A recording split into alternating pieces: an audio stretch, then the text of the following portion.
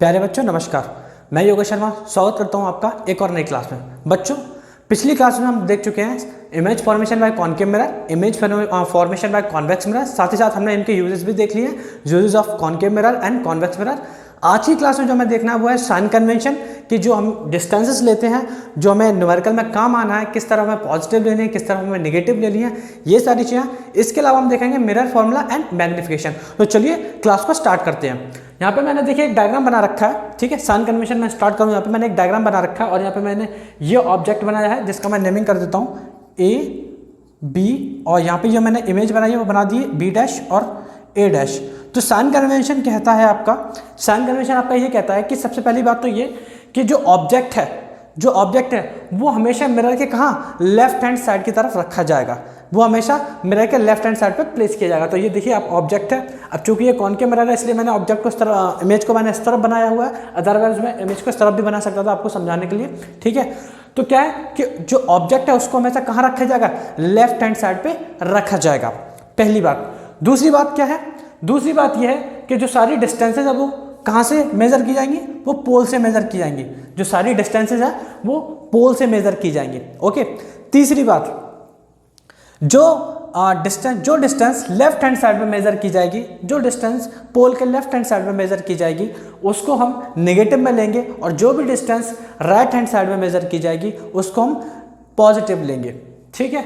और इसके साथ ही साथ जो भी डिस्टेंस प्रिंसिपल एक्सिस के ऊपर मेजर की जाएगी उसको हम पॉजिटिव लेंगे, और जो भी डिस्टेंस प्रिंसिपल एक्सिस के नीचे मेजर की जाएगी उसको हम नेगेटिव लेंगे। तो ये सारी चीज़ें थी, ये सारी बातें थी आपके साइन कन्वेंशन में। इनको आपको रटना नहीं है, ना ही कहीं पर लिख के देख के प्रैक्टिस करनी है। ये एग्जाम में डायरेक्टली पूछे नहीं जाते, ये सिर्फ आपको दिमाग में याद रखना है क्योंकि ये आपके न्यूमेरिकल सॉल्व करने में आपको काम आते हैं, ठीक है। तो चलिए आगे बढ़ते हुए हम देखेंगे मिरर फॉर्मूला एंड मैग्निफिकेशन। तो बच्चों आओ अब हम बात करते हैं मिरर फॉर्मूला की। तो देखो मिरर फॉर्मूला क्या होता है, 1/f is equal to 1/v plus 1/u, ठीक है। ये होता है हमारा मिरर फॉर्मूला, जिसमें कि जो f है वो क्या है, फोकल लेंथ है, f है फोकल लेंथ, v हो जाती है हमारी क्या, v हो जाती है हमारी इमेज डिस्टेंस, और जो u है वो हो जाती है हमारी ऑब्जेक्ट डिस्टेंस, ठीक है।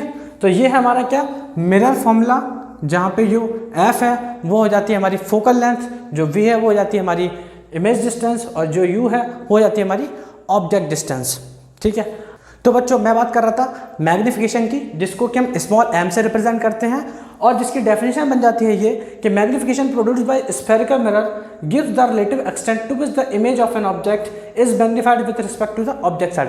अब देखो इसका मतलब क्या हुआ, इसका मतलब है मैग्निफिकेशन हमें वो चीज़ बताता है कि जो हमारी इमेज है, जो हमारी इमेज है वो ऑब्जेक्ट के रिलेटिव में, ऑब्जेक्ट के रिलेशन में, ठीक है, in respect with respect to object, object के रिस्पेक्ट में वो कैसी इमेज बनी है, वर्चुअल इरेक्ट बनी है, ठीक है, रियल इन्वर्टेड बनी है, या फिर ऑब्जेक्ट से बड़ी बनी है, इनलार्ज बनी है, या फिर डिमिनिश्ड बनी है। ये सारी चीज़ें हमें कौन बताता है, ये सारी हमें चीज़ें बताता है मैग्निफिकेशन। देखो मैग्निफिकेशन का जो फॉर्मूला है वो क्या बनता है हमारा,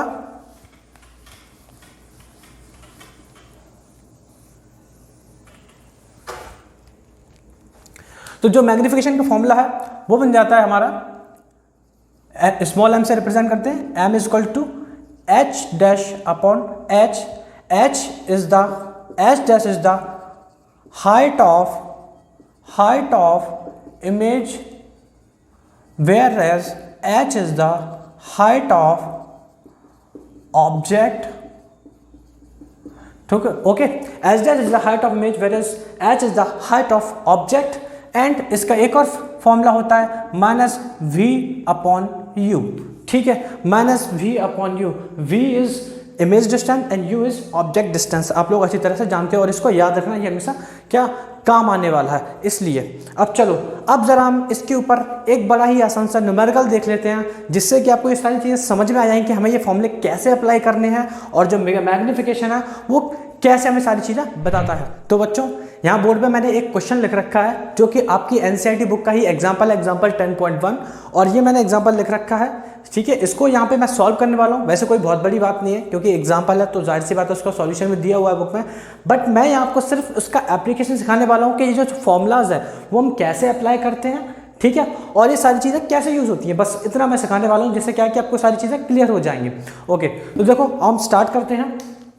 सबसे पहले हम देखते हैं a convex mirror used for rear view on an automobile has a radius of curvature of 3 metre if a bus is located at 5 metre from this mirror find the position nature and size of image. देखो सबसे पहले तो मुझे यहाँ से क्या मिल रहा है कि ये क्या है, कॉन्वेक्स मिरर है, इसमें दिया हुआ है यहाँ पे क्या है, कॉन्वेक्स मिरर है, ठीक है। इसके बाद मुझे दिया क्या है कि रेडियस ऑफ कर्वेचर जो है वो कितनी है, 3 मीटर है। तो यहाँ पे मैं लिखता हूँ गिवन, सबसे पहले मैं यहाँ पे लिखूँगा गिवन, सॉल्यूशन डाल के गिवन, भाई गिवन में मुझे क्या दिया है, radius of curvature R equal to कितनी, 3 मीटर। अब मैंने यहाँ पे आर को जो रेडियस ऑफ कर्वेचर को जो लिया हुआ मैंने पॉजिटिव लिया हुआ है, ठीक है। पॉजिटिव क्यों लिया हुआ है, because it is convex mirror. अब कॉन्वेक्स मिरर से क्या हो जाता है, आप बोलोगे सर उससे क्या है, उससे ये है कि ये जो आपका कॉन्वेक्स मिरर जो होता है, ये जो आपका कॉन्वेक्स मिरर होता है इसमें आप देखोगे कि आपका सेंटर ऑफ कर्वेचर मिरर के पीछे होता है, तो जो रेडियस ऑफ कर्वेचर हो गई वो क्या होगी, पॉजिटिव होगी, क्योंकि इस तरफ हम ले रहे हैं, ठीक है। ये चीज़ आपको क्लियर हो रही होगी। ओके, तो यहाँ पे मैंने ले ली रेडियस ऑफ कर्वेचर जो कि किस में ली है, मैंने पॉजिटिव ली है। उसके बाद मुझे दी रखी है मुझे बस इज लोकेटेड एट 5 मीटर। इसका मतलब है कि ऑब्जेक्ट जो है वो कितना, 5 मीटर की दूरी पर रखा हुआ है, यानी कि मुझे ऑब्जेक्ट डिस्टेंस दे रखी है 5 मीटर। यहाँ पे मैं लिख दूंगा क्या, यू मुझे दे रखा है क्या, 5 मीटर, और यू हमेशा क्या नेगेटिव में आएगा, क्यों, क्योंकि ऑब्जेक्ट हमेशा मिरर के लेफ्ट हैंड साइड पर रखा जाता है, इस तरफ रखा जाता है, तो ये किस में आएगा, नेगेटिव में आएगा, ठीक है। ये चीज़ भी आपको समझ में आ गई होगी, क्लियर हो गई होगी। अब हमें निकालना क्या है, जो हमें निकालना है इमेज की पोजीशन, ठीक है, nature and size of image, यानी कि हमें निकालना है सबसे पहले तो पोजीशन, यानी कि हमें वी निकालना है भाई, ठीक है, और हमें क्या निकालना भाई, एच डैश निकालनी है हमें, ठीक है, हाइट ऑफ इमेज निकालनी है, तो ये सारी चीज़ें हमें निकालनी है। अब देखो मैंने आपको एक रिलेशन बताया था, आपको याद होगा कि आर और एफ में एक रिलेशन होता है। भाई ये बताओ मेरा फॉर्मूला क्या है, 1/f is equal to 1/v plus 1/u। अब मेरे पास यहाँ से f u है मेरे पास, ठीक है, और f मैं निकाल सकता हूँ यहाँ से, तो मैं यहाँ से क्या निकाल लूँगा, v निकाल लूँगा। f क्या होगी, मैंने r और f में आपको रिलेशन बताया हुआ है पहले क्लासेस में कि r is equal to 2f। ये होता है जो रेडियस ऑफ कर्वेचर होती है, क्या होती है, वो डबल होती है किसकी, फोकल लेंथ की, या फिर मैं बोल सकता हूँ कि f is equal to r/2, ठीक है। क्या फोकल लेंथ जो होती है रेडियस ऑफ कर्वेचर की हाफ होती है, यानी कि यहाँ से मेरे को निकल आएगा 3/2 इज इक्वल टू 1.5 मीटर। ये निकल आई फोकल लेंथ, क्या फोकल लेंथ निकल आई यहाँ पे 1.5 मीटर। तो यहाँ पे मैं क्या करूँगा, 1/1.5 is equal to 1/v plus, और u है हमारा 5, यानी कि -1/5, ठीक है। इतनी सी बात अभी तक आपको पूरी समझ में आ रही होगी, ठीक है। चलो भाई मैं क्या करूँगा, ये यहाँ पर नेगेटिव है, मैं इसको इस तरफ ले आऊँगा और ये हो जाएगा पॉजिटिव का, तो 1/v is equal to 1/1.5 plus 1/5। Okay, ये बात समझ में आ रही होगी, बड़ी बेसिक सी कैलकुलेशन है। अब 15 का और 5 का अगर मैं यहाँ पे एलसीएम लूँगा तो आ जाएगा हमारा 15 5 होता है हमारा 75, यानी कि 7.5 एलसीएम आ जाएगा, और 1.5 से अगर मैं 7.5 का डिवाइड करूँगा यानी 15 5 75, तो यहाँ से जाएगा 5, और प्लस 5 से मैंने अगर 75 को डिवाइड करूँगा तो आता हमारा 15, यानी कि 1.5, ठीक है। ये हो गया मेरा 1/v इक्वल टू ये। अब 1/v इक्वल टू यहाँ से आ जाएगा मेरा 6.5/7.5, और मैं v निकालने के लिए क्या कर दूंगा, मैं इसको इस तरफ पलट दूंगा तो इनको भी इस तरफ पलट दूंगा, तो v इक्वल टू ये हो जाएगा 7.5/6.5, ठीक है। यहाँ तक ये सारी चीज़ें क्लियर हुई, यहाँ तक ये सारी चीज़ें क्लियर होती हैं क्या आप लोगों को, यहाँ तक ये सारी चीज़ें क्लियर हो रही होंगी, बिल्कुल बेसिक सी कैलकुलेशन है। मैंने क्या किया है, मैंने v को ऊपर ले आया, अपॉन में 1 लिख सकता हूँ मैं, अपॉन में तो भी कोई फर्क नहीं पड़ने वाला, और इसको मैं ऊपर ले आया, इसको मैं नीचे ले आया, तो सारी चीज़ें ये आ गई। अब यहाँ से मेरे पास जो v की वैल्यू आ जाएगी, v इज इक्वल टू, अगर मैं इनको डिवाइड करने लग जाऊँगा तो 5 से चला जाएगा, 13 5 जा 65, और 5 से ये चला जाएगा, 15 5 जा 75, 13 से अगर मैं 15 को डिवाइड करूँगा तो ये हो जाएगा 1.15 मीटर। ठीक है, ये आ जाता है हमारा आंसर 1.15 मीटर। मैंने क्या है, मैंने भाई v निकाल ली है, मेरी जो इमेज बनेगी वो इतनी दूरी पे बनेगी 1.15 मीटर। और सबसे बड़ी बात आप देख रहे हो कि इसमें जो सबसे बड़ी बात जो आप देख रहे हो कि यहाँ पे जो मेरी वैल्यू आ रही है वो किस में आ रही है, पॉजिटिव आ रही है। इसका मतलब क्या है, इसका मतलब ये है कि जो मेरी इमेज बनेगी वो कहाँ, बिहाइंड द मिरर बन रही है, क्योंकि पॉजिटिव आ रही है डिस्टेंस, इसलिए यानी कि हम बिल्कुल सही कर रहे हैं, क्योंकि मिरर जो है वो कॉन्वेक्स है, और कॉन्वेक्स बना के दोनों ही केसेस में जो इमेज बनती है वो बिहाइंड द मिरर बनती है। अगर ये नेगेटिव में आ जाती वैल्यू तो ये हमारा गलत होता आंसर।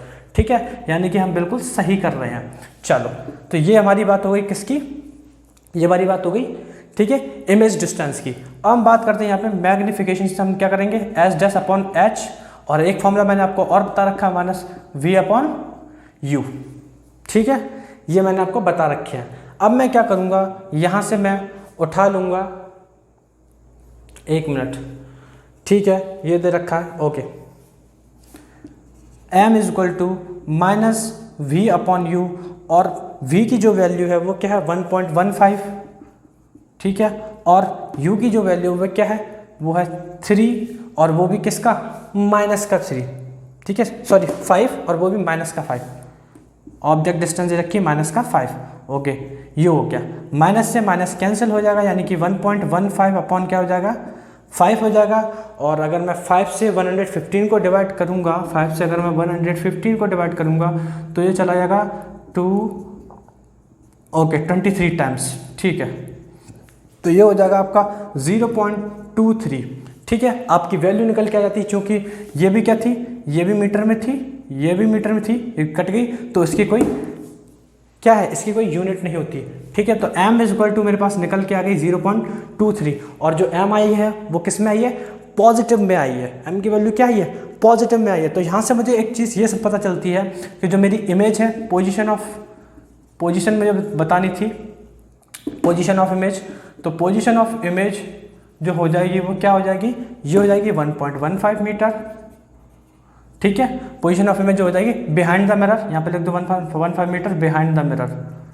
ठीक है, क्योंकि ये मिरर के पीछे बनेगी, बिहाइंड द मीटर। साथ ही साथ मुझे बताना यहाँ पे नेचर, तो नेचर हो जाएगा यहाँ पे क्या, क्योंकि ये क्या है, पॉजिटिव है, तो इसलिए ये हो जाएगी virtual and erect, virtual and erect.